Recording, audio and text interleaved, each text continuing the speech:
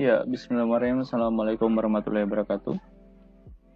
Perkenalkan nama saya Novel Catono dan kali ini saya akan share terkait dengan video ketiga kalau nggak keempat, saya lupa. Terkait dengan bidang kutub sebuah. Jadi hari ini kita akan membahas terkait banyak hal, terutama mulai dari bidang kutub, bidang singgung dan lain sebagainya. Uh, Pada saat ini akan membahas materi-materi terakhir pada mata kuliah geometri dan bidang pada topik bola, gitu ya. Nah, pertama yang akan kita bahas di sini adalah bidang kutub sebuah titik terhadap bola. Gitu. Bidang kutub, teman-teman pasti masih ingat apa itu bidang kutub? Bidang kutub itu adalah bidang ini. Jadi dia ada garis singgung. Garis singgung yang ini ketika kita perluas, garis ini bisa menjadi sebuah bidang. Bidang singgung yang dia tegak lurus terhadap pusat. Pusatnya di sini. Tegak lurus terhadap pusat dan bidangnya ke arah ke sana dan ke sana. Untuk contohnya garis ini ya, garis ini itu bidang singgung. Dia pasti dilewati sebuah bidang yang dia nanti tegak lurus terhadap normalnya. Pasti bidang itu hanya ada satu. Nah, jumlah bidangnya ada berapa? Bidang singgungnya tak hingga. Yang nantinya garis itu akan membentuk sebuah bola. Lingkaran singgung namanya. Oke, kita bahas di sini. Bisa diketahui sebuah titik P. P itu ada di luar bola.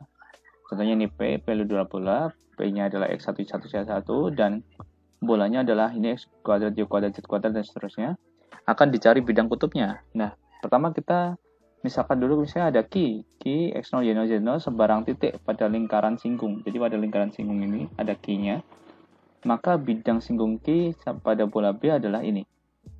Ini adalah bidang singgung Q pada bola B. Oke, bidang singgung Q-nya. Karena dari Q itu sudah bisa dibentuk sebuah bidang. Oke. Pada bola B itu adalah menjadi seperti ini. Oke. Jadi tinggal dimasukkan saja. Ini teman-teman sudah bisa bisa cek di video sebelumnya terkait dengan bidang singgung ya. Terkait dengan bidang singgung. Itu ada jadi sedia X0X, Y0Y, Z0Z dan seterusnya. Nah, bidang singgung yang mana yang tadi saya sampaikan itu? Ketika ada bidang, misalnya ini yang garis ini, dia pasti ada dilewati oleh sebuah bidang. Sebenarnya bidang yang melewati garis ini tak hingga ya. Cuman hanya ada satu bidang yang melewati dia dan tegak lurus terhadap titik pusat. Gitu. Nah, bidang itu namanya bidang singgung. Bidang singgung, oke. Bidang singgung yang melalui Q dan dia kita terus saja biar jelas. Dia melalui, taruhlah Q-nya di sini. Q-nya titiknya di sini. Nah, dia melalui Q dan melalui P. Oke, dia melalui Q dan dia melalui P. Maka ketika dia melalui Q jadinya seperti ini. Dan ketika Q-nya juga melalui P, maka dia jadi seperti ini. X0, X1, Y0, Y1, dan seterusnya. Ketika X0 ini kita jalankan, maka dia menjadi XYZ. Maka ini adalah persamaan kutubnya. Persamaan kutub. Oke, ini adalah persamaan kutubnya. X1X, Y1Y, Z1Z, setengah A, X1, setengah B, Y1, setengah C, Z1 plus D sama dengan 0. Teman-teman pasti sangat mudah untuk memahami ini. Karena ini ngapainnya adalah X kuadrat, Y kuadrat, Z kuadrat, ini setengah A, setengah B, setengah C, D. Gitu. Oke, lanjut.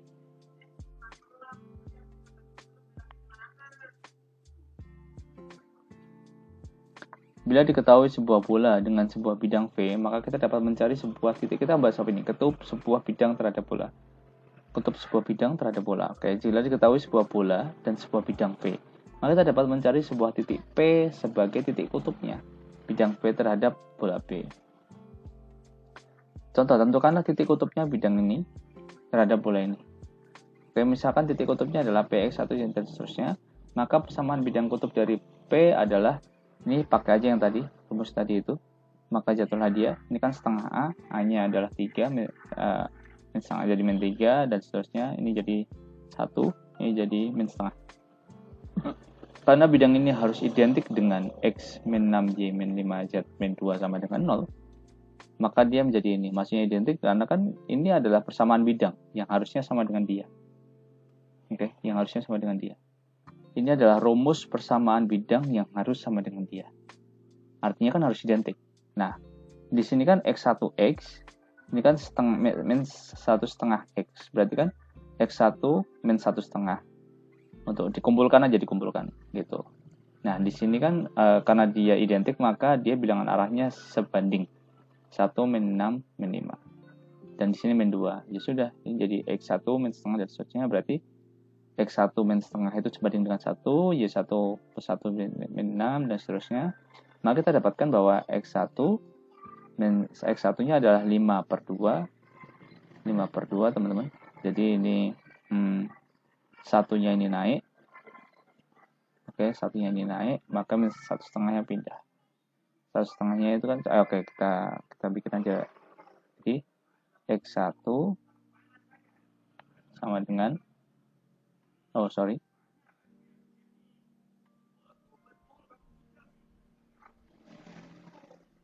X1 min 3/2 sama dengan 1. Ini kan dia sama dengan T ini ya.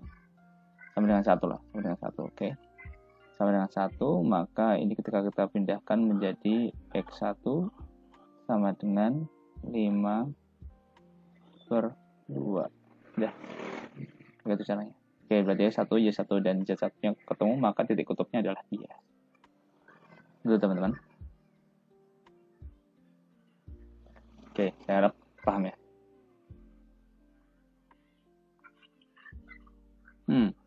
Ini kita akan berangkat dari sebuah bidang kutub di lapang tak hingga. Jadi ada bidang kutub dari sebuah lapang tak hingga. Misalnya ada bolanya di pusatnya ini adalah di 0,0,0 ya. Nah ini, dan dia kita ubah ke dalam bentuk bidangnya. Oke. Dan ada juga titik P berjarak dari pusat bola O, dia maka akan bentuk sebuah persamaan garis, yaitu X1, Y1, Z1. Maaf, bukan persamaan garis ya. Ini dari sini kita ubah ke dalam bentuk X1, Y1, Z1, kita ubah ke dalam bentuk ke T sama dengan T cos alpha, T cos beta, T cos gamma. Oke, karena titik-titik ini kan dia bisa kita ubah dalam bentuk sudut arahnya, gitu ya. Sudut arah dikali skalar. Oke, maka ini X1X, Y1Y, Z1Z ini bisa kita ubah dalam bentuk T cos alpha X, T cos beta Y, T cos gamma Z, R kuadrat. Karena jika P bergerak ke lapang tak hingga sepanjang garis OP, maka kosinus arahnya tetap, sedangkan T menjadi besar tak terhingga dalam keadaan limit. Jadi ini jadi besar tak terhingga, jadi T-nya itu menjadi besar tak terhingga, dan dia limit ya. Limit T ke tak hingga, maka R kuadrat per T sama dengan 0. Maka dari sini kita ubah, ini kan RT, R kuadrat per T-nya sama dengan 0. Maka di sini menjadi X cos alpha, Y cos beta, dan Z cos gamma sama dengan 0. Ini adalah persamaan bidang kutubnya. Oke. Nah, kita ubah sekarang. Jika ABC bilangan arah OP, maka persamaannya menjadi ini AX, BY, CZ. Kan ini cos alpha menjadi A, cos beta menjadi B, cos gamma menjadi C. Berarti AX, BY, CZ dengan 0. Bidang inilah bidang kutub dari sebuah titik di lapang tak hingga ke arah ABC terhadap bola ini. Karena bidang tersebut melalui pusat O atau origin berdiri tegak lurus pada arah ABC, sehingga bidang ini disebut diametrikal sekawan pada arah ABC, atau perpotongan bidang ini dengan bola berupa sebuah lingkaran besar. Oke ya. Nah, bila bolanya seperti ini bentuknya, persamaannya, maka ini pusatnya MABC dan jari-jarinya R, maka bidang diametrikal dengan ABC adalah AX min A, BY min B, dan CZ min C.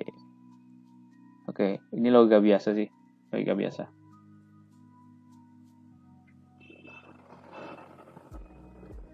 Oke, sip. Kuasa titik terhadap bola. Maaf ya, udah banyak suara motor kan, rumah saya dekat jalan besar ya. Oke, kuasa titik terhadap bola. Dari titik P, ini ada kuasa titik terhadap bolanya. Dari titik P, X1, Y1, Z1, di luar bola P, pusat MABC, jari-jari R dapat dibuat sebarang garis potong PAB. PAB. Anggap saja ini bola. Ini adalah potongannya, tinggal kita ubah ke dalam bentuk dimensi 2 menjadi sebuah lingkaran. dan garis singkungnya adalah PQ. Jadi PAP garis singkungnya adalah PQ. Secara geometrik ternyata PAPB sama dengan tetap dan sama dengan PQ kuadrat. Coba kita cek ya. Jadi kalau misalnya kita punya titik di sini dan kita punya lingkaran di sini, sinilah, terus kita punya tangan ke sini, oke, titik misalnya ini, oke, ini kita hilangkan aja biar enak, ini juga kita hilangkan aja biar enak, oke, gini.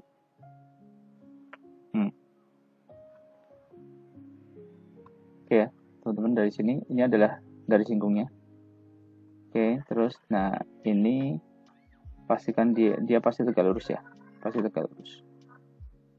Nah, dia pasti tegak lurus, ya kita buktikan aja. Kan tegak lurus.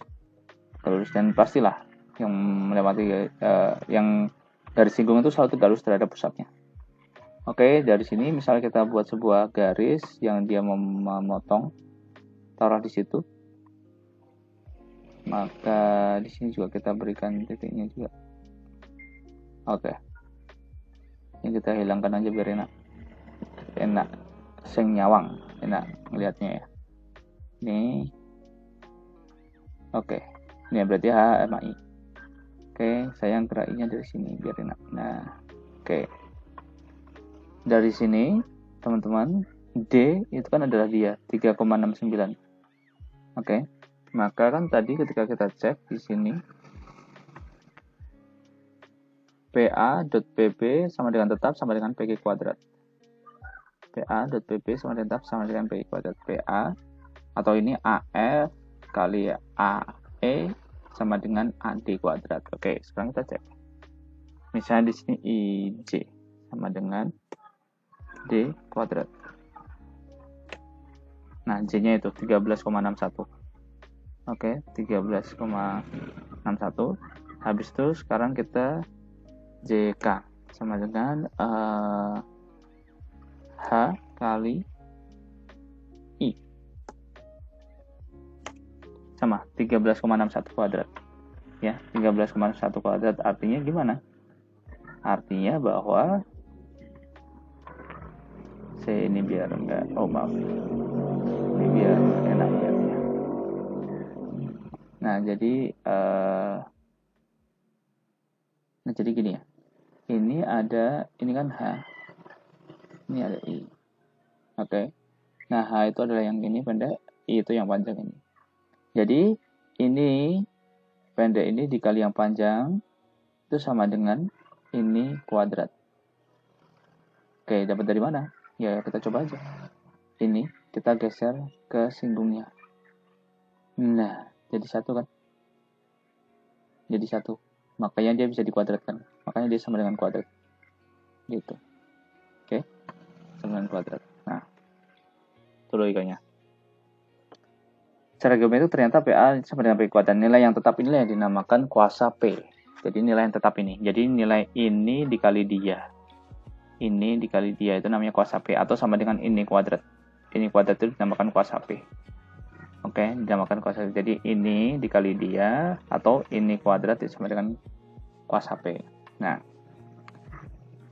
mencari nilai KPB itu atau kuasa poin B itu ini sama dengan PQ kuadrat sama dengan PM kuadrat min QM kuadrat. Maksudnya gini, kalau kita mau mencari PQ ini, maka ini sama dengan PM kuadrat ini dikurangi QM kuadrat. Pitagoras biasa ya. Kan ini adalah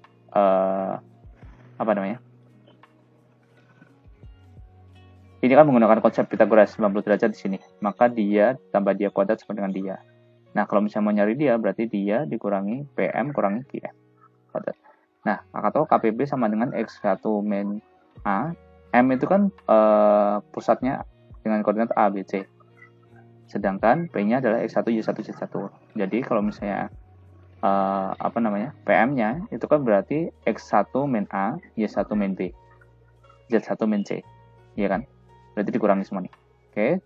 Jarak dia itu kan jaraknya PM itu kan X min 1 kuadrat, Y min 1 B kuadrat, Z1 min C kuadrat. Nah, habis itu dikurangi R kuadrat. R kuadrat itu apa? Ini R. Jadi M itu sama dengan R. Maka dikurangi R kuadrat. Gitu. Jadi ternyata nilai ruas kiri persamaan bola sama dengan ruas kanan 0. Setelah di koordinat P, disubstitusikan. Oke, setelah disubstitusikan. Oke, ada 3 kemungkinan. Lebih besar dari 0, sama dengan 0, kurang dari 0. Kalau lebih besar, maka dia di luar. Ini sama dengan 0, berarti dia di pada bola. KP kurang dari 0 sama dengan di dalam bola. Kalau di dalam bola ada kuasanya tidak? Oh, tidak. Berarti, yes. Dia berarti di dalamnya, nggak ada ininya. Kita cek 1, 2, min 1 terhadap dia. Kita masukkan aja 1 kuadrat. 2, 4, berarti 5, min 1, 1, berarti 6. 1, 4, 1, 6, kurangi. Ini 2, 6 kurangi 2, 4. Habis itu, di sini ada 2. Berarti 6. 6, 7, min 1. Min 1 berarti di dalam. Berarti di dalam bola ya udah nggak ada kuasanya yang bisa dihitung. Gitu. Kalau kecuali dia di luar gitu berarti ada kuasanya. Ya kuasanya ini nih, panjang ini. Oke, berikutnya. Ternyata ini belum saya berikan animasi ya. Oke, kita akan bahas sekali bidang kuasa dua bola. Pertama, tempat kedudukan titik-titik yang mempunyai kuasa sama terhadap dua bola, yaitu B1 dan B20, berupa sebuah bidang yang dinamakan bidang kuasa. Nah, persamaan bidang kuasa dirumuskan dengan B1 sama dengan B2 atau B1 min B2. Nah, ini B1-nya, misal ini, B2-nya misal dia, maka B1 B2, maka dia sama dengan ini. Clear ya? Dari sini, maka kita turunkan jadi A1 min A2 X0, kita kelompokkan lah. Nah, terus X0, Y0, Z0 dijalankan menjadi ini, X, Y, Z. Ini adalah persamaan bidang kuasa dua bola. Oke, berikutnya. Sifat-sifat bidang kuasa tegak lurus sentral M1, M2. Pasti dia tegak lurus sentral.